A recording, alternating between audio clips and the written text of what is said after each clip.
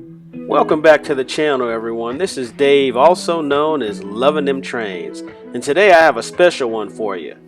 In this video, I am visiting the Railroad Model Club of Atlanta for their last official operating session in their current location. Here's a bit of information about the club that I want to share. The club has been in existence for over 75 years and has been in its current location for 60 of those years. The original layout appeared in the 1946 edition of Model Railroader. The layout, known as the Great Southern Lines, occupies a room that is approximately 24 by 73 feet and is a point-to-point design. It is a two-rail O-scale layout, currently DC operated. Most of the buildings and structures were scratch built and the track is all hand laid. The last couple of years, the club has been working on selling the building they own and have realized that goal. They are now preparing to yet again dismantle the layout. Ultimately, the goal is to find another location and begin building another layout. I've been part of the club for about 3 years, and from day one I felt welcomed and encouraged to be part of this wonderful organization that clearly loves model railroading. The club is always looking for enthusiastic people to join, and this transition is a perfect time as we start a new journey. If interested, information is in the description below. Well, let me stop talking and get to the operating session, and who knows, maybe an interview or two.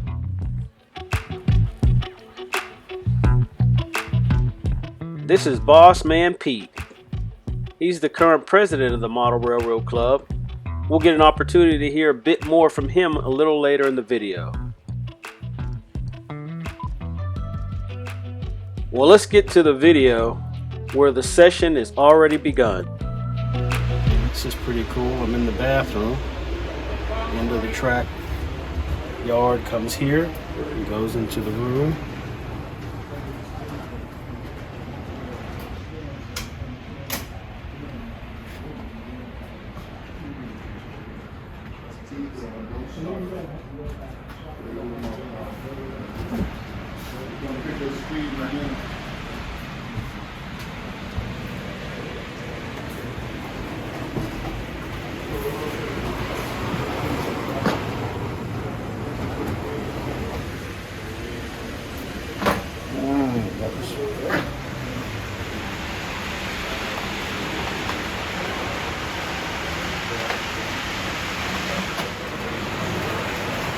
Tip that goes up into the hillside.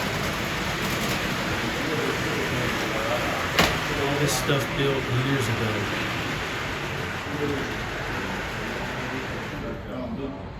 Oh yeah. Oh wait. Are you able to handle staffing model? We don't have that problem.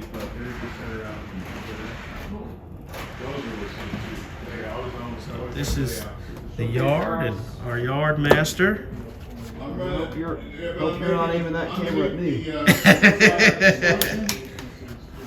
He holds it down here in the Danville yard. Yes, I'm running a pass on These controls. This was the technology back in the day.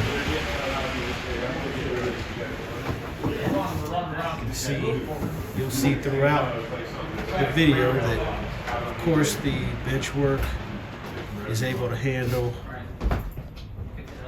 people on it, which is a necessity at times, regularly.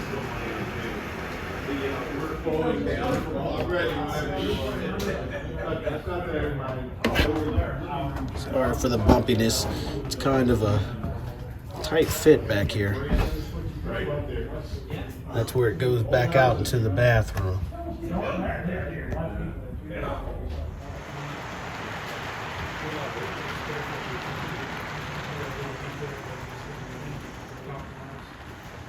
right,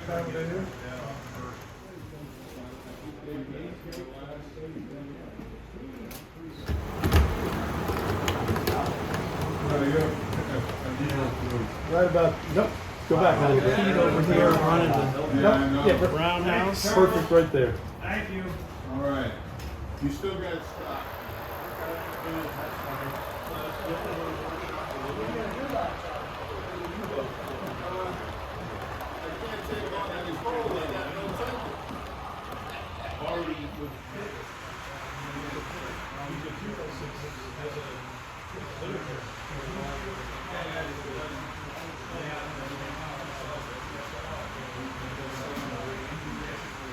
All right, here's one of the members of the club, and from what he told me, he's been here for several years.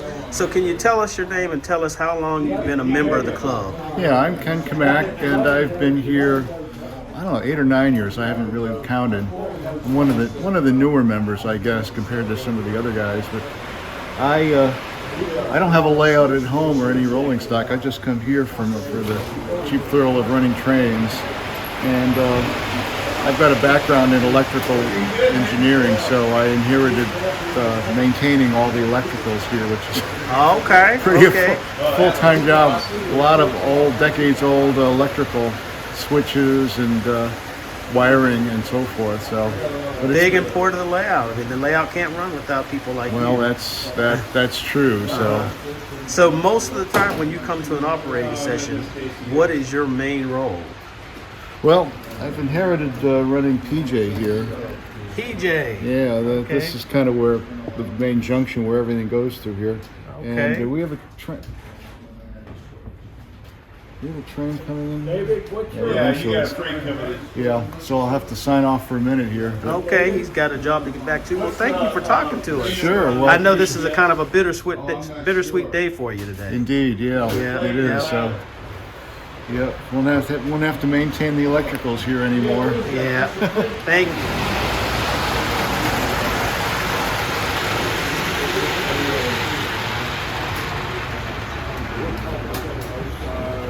Those doggone foamers on the track again. You got an inbound passenger. Most of these structures on the layout are scratch built. Of course, all of the bridges scratch built.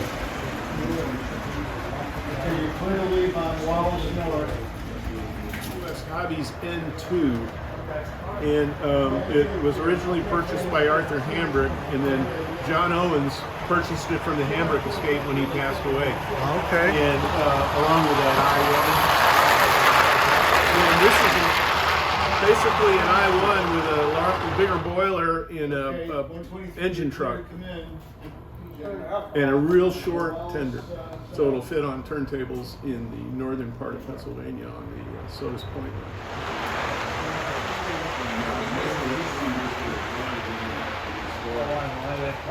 An inbound passenger has stopped.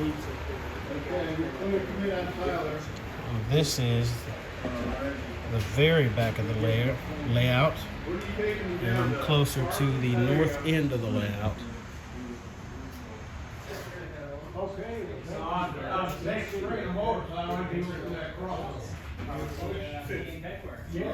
Awesome scenery, structures. Once again, all from scratch. Look at this. This is fascinating. This bridge has always been fascinating to me. Again, built from scratch. Am I clear to go to the next spot? Down to PJ? Operate from up there. We got two operators up there. That's all the way. Notice the girder on the bottom of the platform. Okay. Big yard Here here. we go. What's the name of this yard? This is HY yard. Not yet. Hell of a yard. That's cool. Yeah. Just amazing. All the track work, hand laid.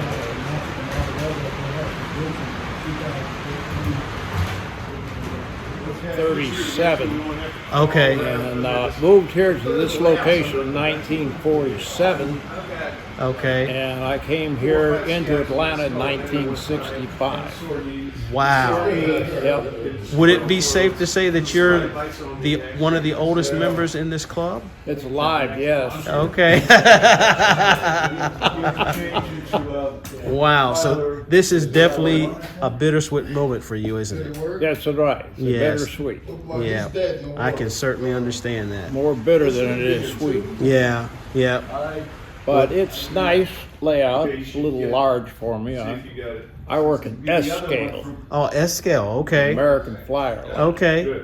I believe I've met you somewhere else. I don't know if it was one of our shows, but you and I have talked before. I Oh remember. yeah, that. we've talked several times. Yeah. Yep.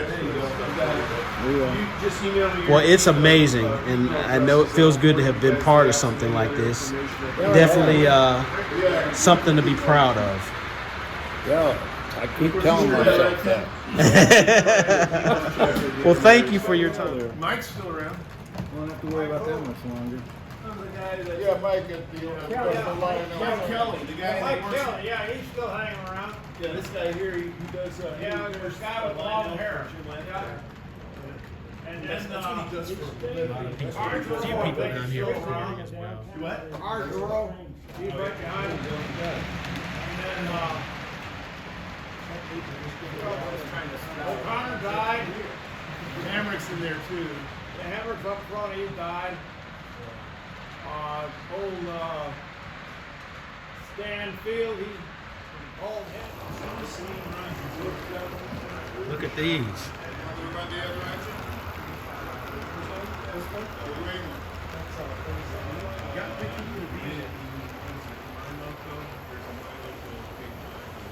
All right, Charles. And if you don't want to, if they don't want to, Nice. if they don't want,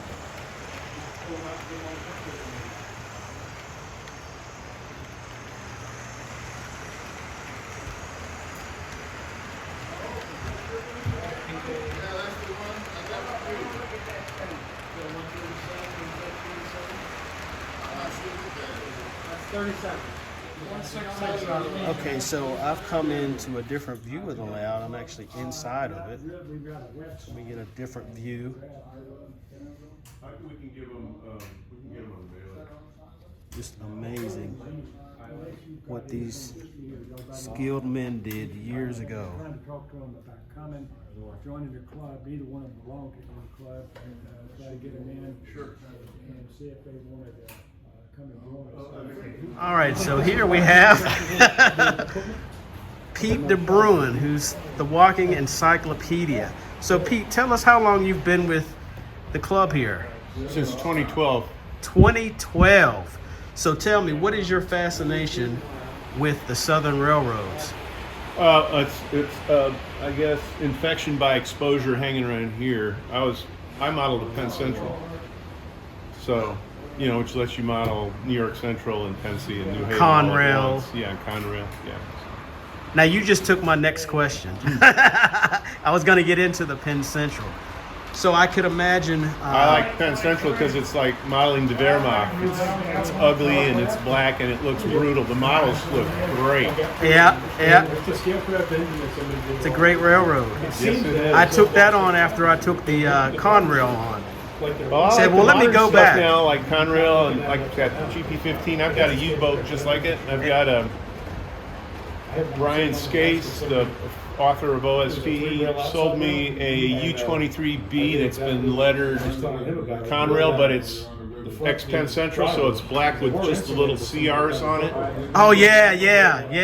And So then I those got are the same model XPCs. in Conrail, and I run those together. Oh, it looks. And those black ones with the small CRs on them, those are the ex-Penn Centrals, correct? Yep. Okay, yep, I've seen those. Yeah, the U-23Bs are one of the few engines Penn Central could afford to buy, along with the GP38s and 6 SP45s. Buying brand new, you mean? Yep. Okay. They got money from the government, and they spent their money on the largest fleet of GP38s in the country. Now, I'm sure you're aware, I'm asking, like I said, the walking encyclopedia, but the video that Penn Central put out, Which one? well, it wasn't a video back then, but it was basically asking the government for help. Yeah, boy, that's Did that money come in after that video or before that video? Well, they had money coming in before and after, but they got a real large appropriation to tide them over till they could organize the Consolidated Rail Act. Because east of the Mississippi, most roads were going belly up except for the coal haulers. Yeah. So Yeah. they had to do something. The Penn Central and the New York Central merger, which was actually an evil union. Should have never been allowed to Should happen. have never been allowed to happen. The New York Central should emerge with CNO and the Pennsylvania with the Norfolk and Western. All right, so that was very sporadic. No real order to it. I just wanted to get some footage and a few photos. I believe they put together another video to actually showcase the layout a little bit more. But it was fun, and got a couple interviews in there, talked to a couple of people. So that was good last visit. So the next thing that we'll end up doing is actually starting to dismantle the layout and get it on its next journey. But for now, thank you for watching, and until next time, later y'all.